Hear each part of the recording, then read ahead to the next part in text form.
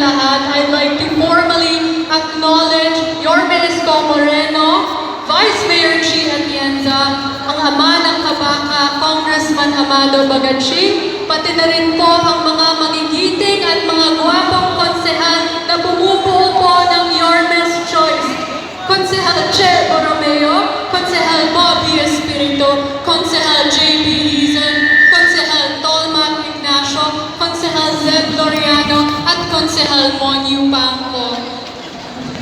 I would also like to formally welcome each and every individual that participated in today's opening. To all the players, to all the coaches, to all the participants, welcome po sa pinakamalaking sports competition, hindi lamang sa lungsod ng Maynila, pati na rin po sa buong Pilipinas, ang Aksyon Kabaka Youth Sports Fest na binubuo po ng 200 teams. Palakpakan po natin ang ating mga sarili.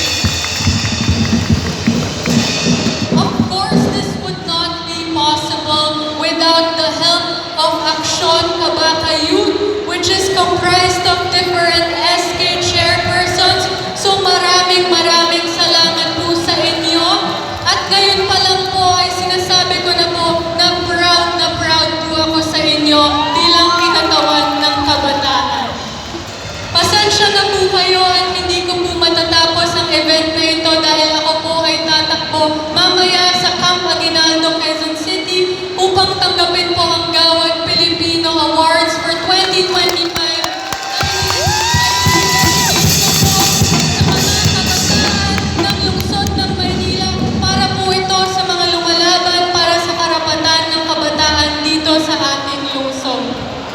Nandito po ako ngayon dahil naniniwala po ako na kailangan natin ng lideratong nakikinig sa atin. Kailangan natin ng lideratong magsusulong sa karapatan ng kabataan.